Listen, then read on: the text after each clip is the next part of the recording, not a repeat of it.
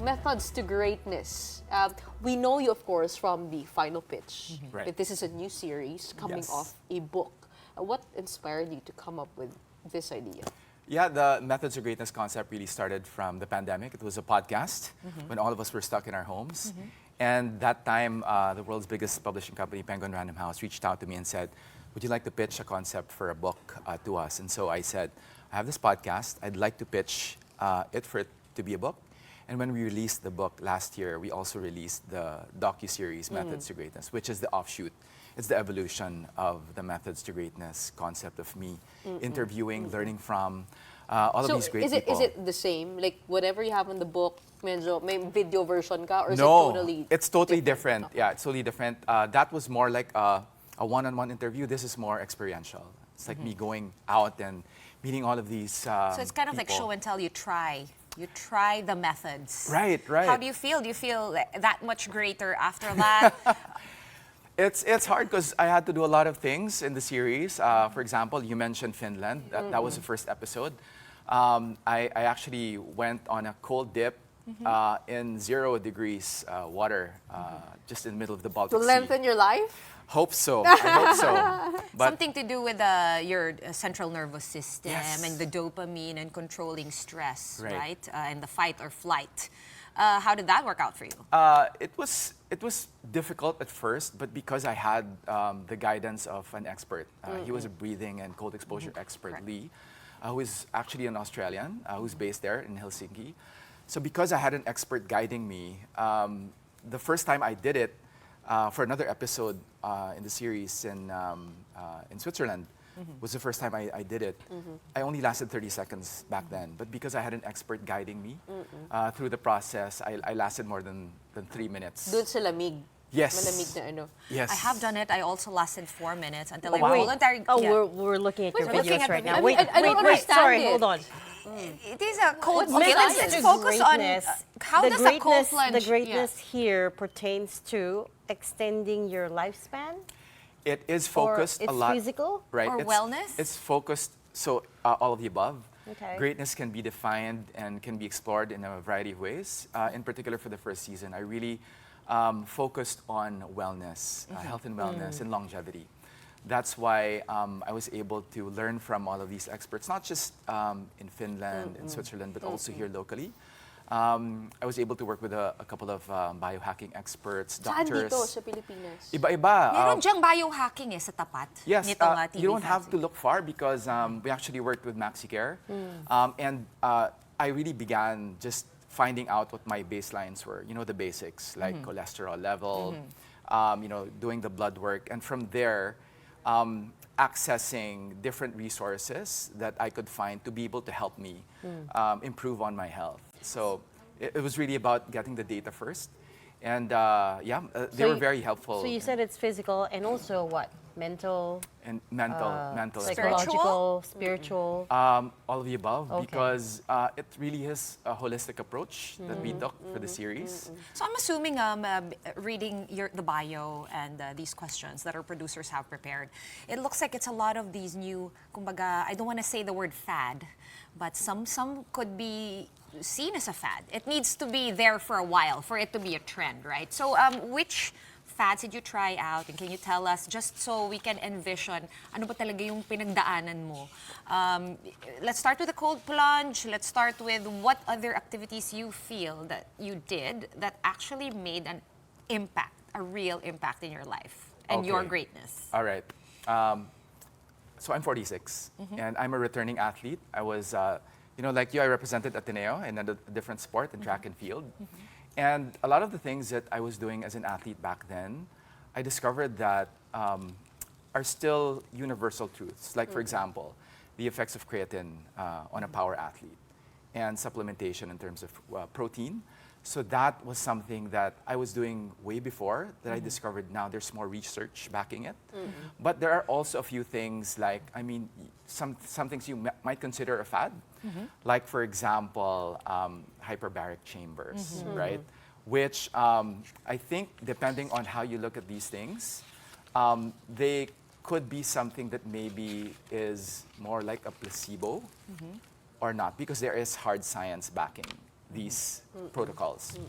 But I think at the end of the day, it's the experimentation and trying to see, okay, does this work? And in the long term, how do they affect my performance, my psychological well-being when I am preparing, competing? Hindi ba mahal naman yung method to greatness? I mean, listening to you. Great day It to sounds price tag. expensive. Okay. Where do I start? Okay, so it can be expensive depending on how you look at it. Okay, because there are a lot of things that you can do on a daily basis to biohack your health. Like for example, when you wake up, first thing maybe that you could do is hydrate because we're all dehydrated, right? When we sleep.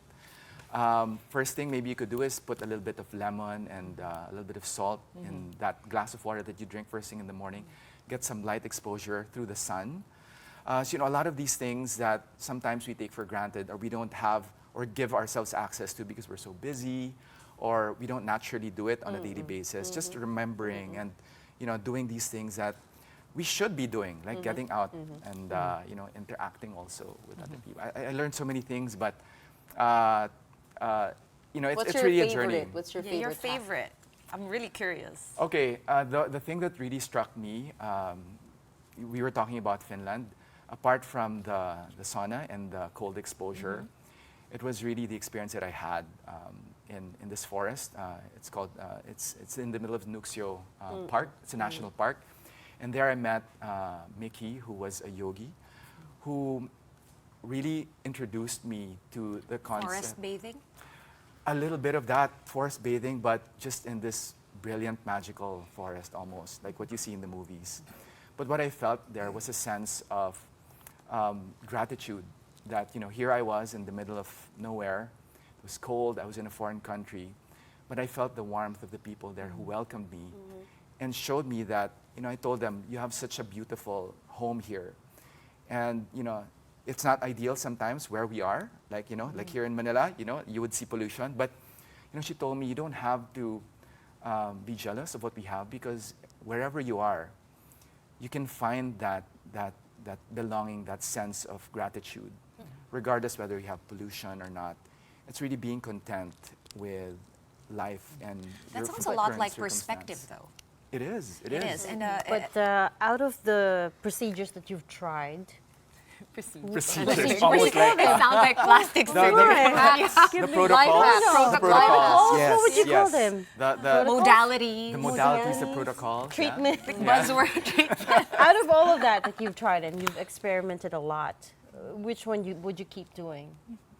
That's I guess that's the most telling. Isn't Okay, it? Like, not which not would you? right. Nothing to do with machines. Right? It's more the natural things that you can do on a daily basis, like what I just mentioned. The water. The water, all these things. But apart from that, the things that I learned from people, I competed in the Asian Masters Championships last year, and that exposure allowed me to be able to interview and learn from 70, 80-year-old athletes who are competing. Was that an athletics event? Yes, yes. The Asian Masters Championships was hosted here in the Philippines. So I was privileged to be able to carry the country's flag in that competition. But I learned so much from, these almost centennial. There was a 90-plus-year-old lady who, although she was kind of walking, doing the 100-meter dash, I got to interview her prior to her race, and just the support that her family showed her, being there for her, just made me realize that things that are good for us sometimes do not come from machines. They really come from a support system, like a loving family. And so I think that, among other things, I really learned in terms of how we can live longer. It's not so much the things that we consume, vitamins, not that. It's really So having less synthetic, more natural. What should we not do? ooh. Overthink. Sleep late, I suppose. Yeah, that's a very Stuff like good, that, very good point. Sleep is very important. It's critically important to peak performance.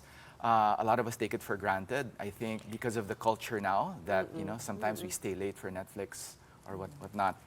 I think it's making the right decisions on a daily basis. Maybe lessening or totally eradicating, let's say, for example, alcohol from your system.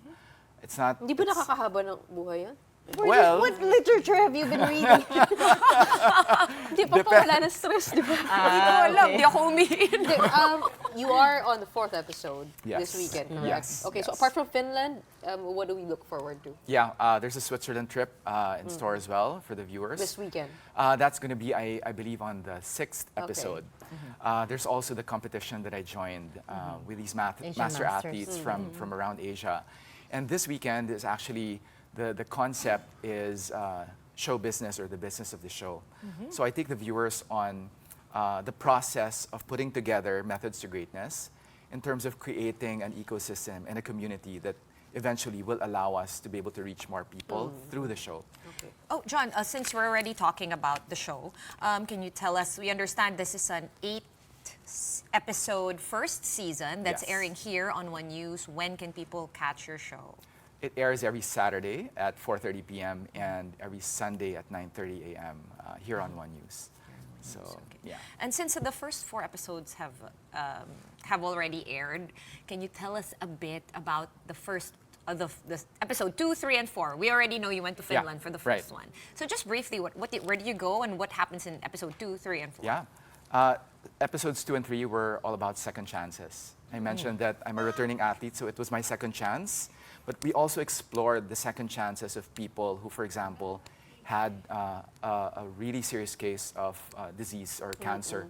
So Bobby Makasait, who is the chairman of MaxiCare, I learned from him how he was able to transition to a plant-based diet because of his cancer. And apart from that, I also was able to learn from just going through the process of getting all of my baselines, learning from the doctors. And even if I'm an athlete, I have very high cholesterol, right? So But that's a lot of that is genetic, yeah? yes, exactly. And sometimes you can't control it. Yep. So no matter what food you eat, sometimes you're just naturally predisposed to having high cholesterol. So it's the acceptance and also finding out what is the best next step for you to do to be able to take care of your health. So a lot of these questions I was able to grapple with, and hopefully, in the coming episodes or seasons, these questions that not only I have, but other people who will have through the series, because just to take you to the future, the first season was about me trying all of these things, being a guinea pig of sorts, but for the next season, we want to be able to involve other people who will take their own methods to greatness journeys. Wow. Something so to look forward to. exciting.